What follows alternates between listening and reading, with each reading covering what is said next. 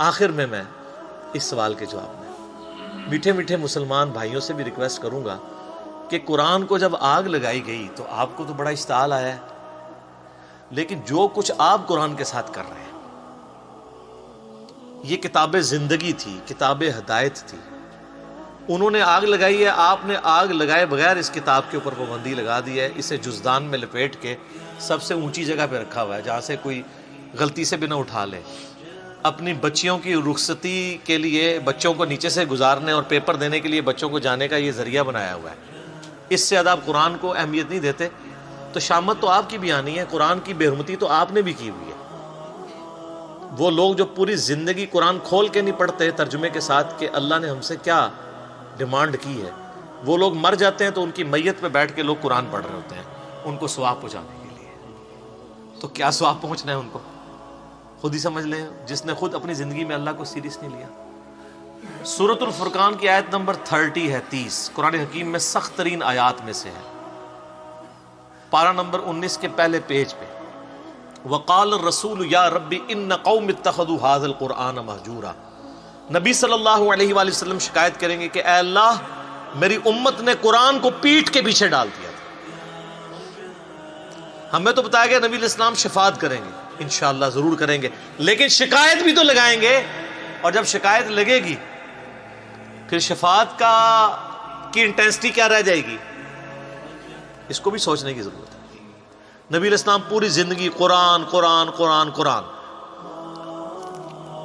سورہ ال عمران کی آیت نمبر 103 ہے، وَاعْتَصِمُوا بِحَبْلِ اللَّهِ جَمِيعًا وَلَا تَفَرَّقُوا۔ اللہ کی رسی یعنی قرآن، وہ غدیر خم کی حدیث ہے صحیح مسلم میں، انٹرنیشنل نمبر کے مطابق 6225 سے 6228 تک، اللہ کی رسی اس کتاب کو کہا گیا، مضبوطی سے پکڑ لو اور فرقہ واریت میں مت بڑھو۔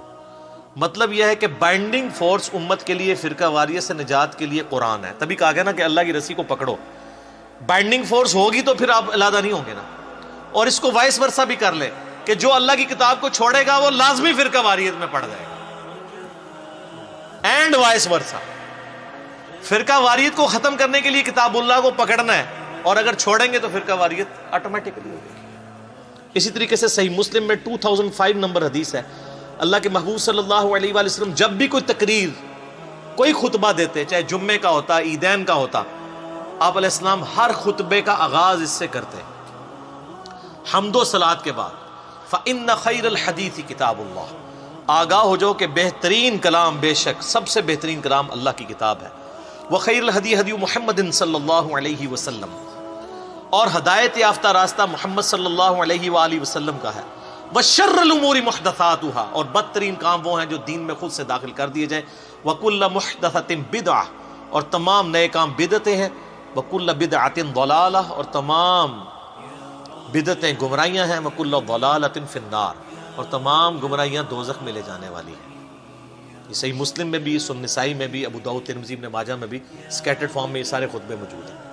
تو نبی علیہ السلام پوری زندگی جس کتاب کو ایمفسائز کرتے رہے، اس کتاب کو آگ لگانے پر کافر پر تو غصہ ہے، جو آپ نے انٹلیکچوئل آگ اس کتاب کو لگا رکھی ہے، فزیکل آگ نہیں لگائی ہوئی، لیکن اینڈ ریزلٹ یہ ہے کہ انہوں نے بھی کتاب اللہ کی توہین کی، آپ نے توہین اس حوالے سے کر دی کہ قرآن کے اوپر عمل ہی نہیں کیا، قرآن کو جزدان میں لپیٹ کے رکھ دیا، اس کا ترجمہ ہی نہیں پڑھا۔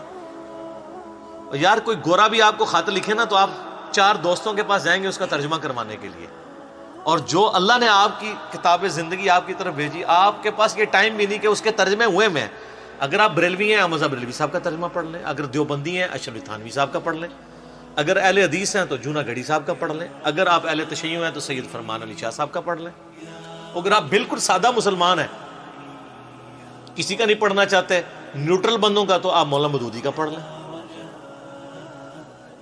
اور اسی طریقے سے فتح محمد جلندری کا پڑھ لیں، وہ پڑھو صحیح، روند نہ مارو۔ تو قرآن کو انہوں نے آگ لگائی بھی ہے، اور آپ نے آگ لگائے بغیر قرآن بین کیا ہوا ہے، اور اس سے بڑھ کر یہ کہ انڈیا پاکستان بنگلہ دیش کا مولوی کہتا ہے قرآن ڈائریکٹ نہ پڑھنا گمراہ ہو جاؤ گے۔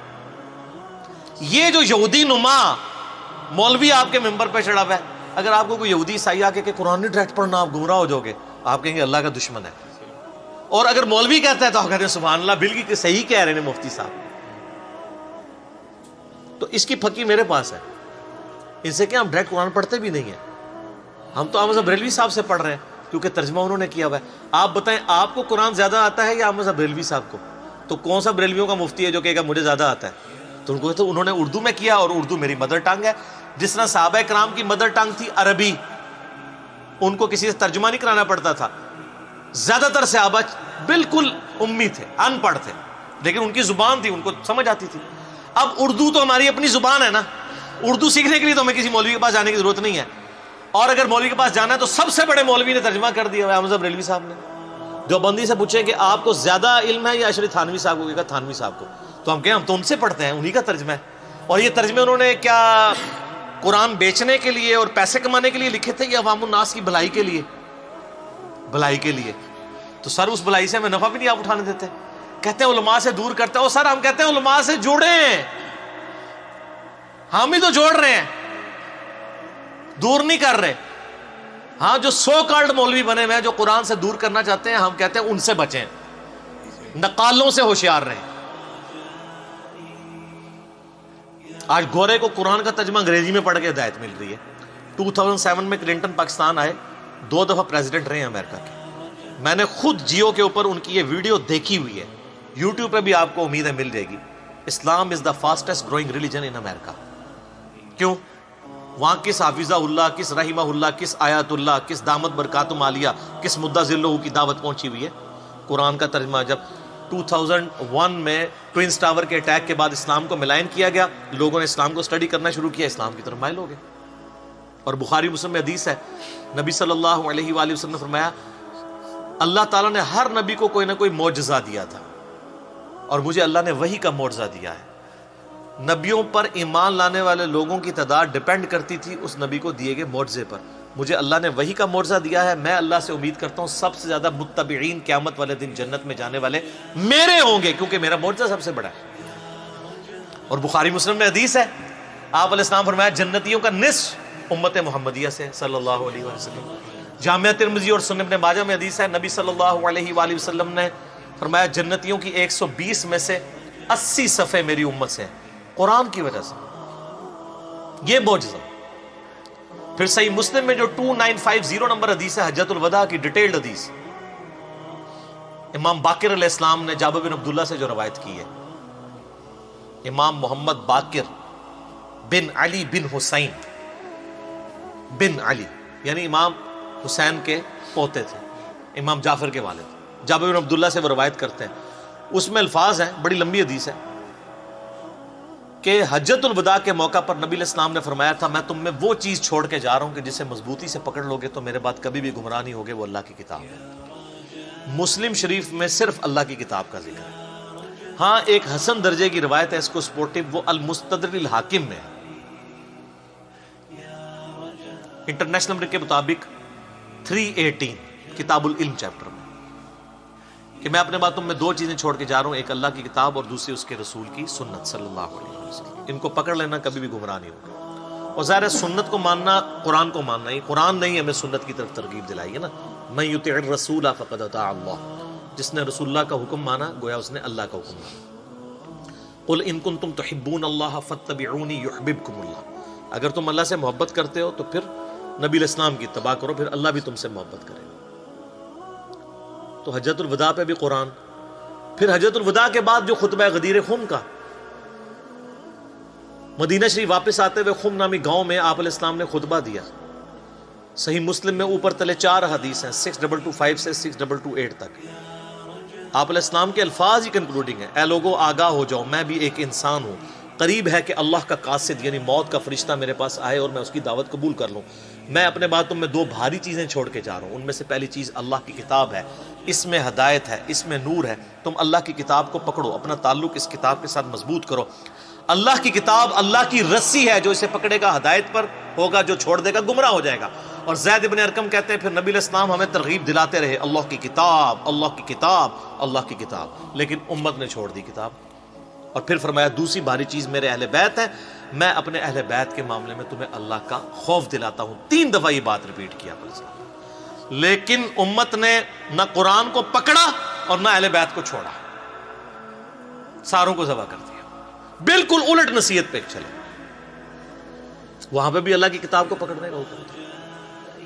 پھر بخاری اور مسلم دونوں میں حدیث ہے نبی اسلام کے وفات والے چیپٹر میں عبداللہ ابن ابی اوفا سے کسی نے پوچھا کہ بتائیے کہ یہ وصیت کرنا کیوں ضروری ہے؟ کیا اللہ کے نبی علیہ السلام نے بھی وصیت کی تھی؟ انہوں نے کہا یہ وصیت کرنا اس لیے ضروری ہے کہ قرآن میں وصیت کا ذکر آیا ہے اور اللہ کے نبی علیہ السلام نے ہمیں قرآن پر چلتے رہنے کی وصیت کی تھی۔ یعنی وصی رسول کون ہے؟ کتاب اللہ۔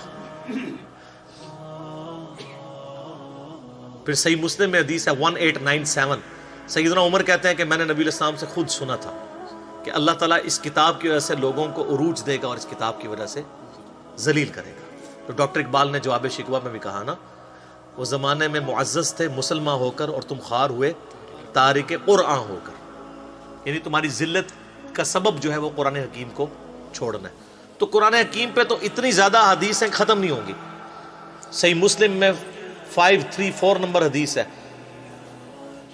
القرآن حجت لک او علیک، قرآن قیامت والے دن یا تو تیرے حق میں دلیل بنے گا یا تیرے خلاف دلیل بنے گا۔ استغفر اللہ۔ سر جب قرآن کسی کے خلاف دلیل بن گیا اس کے پاس کیا سہارا رہ جانا بچنے کا؟ بخاری اور مسلم میں حدیث ہے نا، حدیث شفاعت ڈیٹیلڈ، اس میں یہ بھی الفاظ ہیں، نبی علیہ السلام فرمایا جب میں آخری دفعہ دوزخ کی طرف جاؤں گا نا تو مجھے بتایا جائے گا کہ اب دوزخ میں صرف آپ کے وہ امتی رہ گئے جنہیں قرآن نے جنت میں جانے سے روک لیا اور وہ کبھی بھی جنت میں نہیں جائیں گے۔ کون؟ انہ من یشرک باللہ فقد حرم اللہ علیہ الجنہ ومأواہ النار وما للظالمین من انصار۔ مشرک کو قرآن روک لے گا۔ ان اللہ لا یغفر ان یشرک بہ ویغفر ما دون ذلک لمن یشاء، بے شک اللہ شرک کو تو معاف نہیں کرے گا، اس کے علاوہ جتنے گناہ ہیں جس کے لیے چاہے گا معاف کر دے گا، وہ بھی اوپن لائسنس۔ حتیٰ کہ بخاری و مسلم دونوں میں حدیث ہے، نبی علیہ السلام نے فرمایا اللہ تعالیٰ نے ہر نبی کو کوئی نہ کوئی دعا دی تھی جو اس نے دنیا میں ہی مانگ لی۔ حضرت نوح علیہ السلام نے مانگ کے اپنی قوم کے خلاف عذاب مانگ لیا۔ میں نے اپنی دعا اپنی امت کے لیے سنبھال کر رکھی ہے، میری دعا سے میرے ہر امتی کو نفع پہنچے گا سوائے اس شخص کے جس نے دنیا میں اللہ کے ساتھ کسی قسم کا شرک کیا۔ شرک is the most sensitive issue in the sight of اللہ۔ البتہ دنیا میں توبہ کر لی پھر آخرت میں معافی ہے، بلکہ سورہ الفرقان کی آیت نمبر 70 ہے کہ جو دنیا میں شرک سے بھی توبہ کر لے گا ہم اس کے گناہوں کو بھی نیکیوں سے بدل دیں گے، لیکن دنیا میں، آخرت میں معافی ہے۔ تو قرآن یا تمہارے حق میں حجت ہے یا تمہارے خلاف۔ صحیح مسلم 534 انٹرنیشنل نمبرنگ کے مطابق۔ تو اب آپ کو وہ آیت سمجھ آئے گی جو میں نے ان احادیث سے پہلے بیان کی، وقال الرسول یا رب ان قوم اتخذوا هذا القرآن مہجورا۔ رسول اللہ شکایت کریں گے صلی اللہ علیہ وآلہ وسلم کہ اے اللہ میری قوم نے قرآن کو پیٹھ کے پیچھے ڈال دیا، والعیاذ باللہ تعالی۔ تو اس موقع پہ میں یہ ناروے والے واقعے کے بعد میں یہ کہتا ہوں کہ آپ لوگوں نے جو گمراہی کی آگ میں جھونکا ہوا ہے نا یہاں پہ امت کو قرآن سے دور کر کے، تو کام آپ بھی وہی کر رہے ہیں۔ انہوں نے فزیکل آگ لگائی ہوئی ہے، آپ نے انٹلیکچوئل آگ لگائی ہوئی ہے۔ اینڈ رزلٹ یہ ہے کہ اس آگ سے قرآن تو ختم نہیں ہوگا، لیکن جو آگ آپ نے یہاں قرآن سے دور کر کے لوگوں کو لگائی ہے، آپ کروڑوں لوگوں کو دوزخ کی آگ میں جھونکنے جا رہے ہیں، والعیاذ باللہ تعالی۔ اللہم اجرنا من النار، اللہم اجرنا من النار، اللہم اجرنا من النار، آمین ثم آمین۔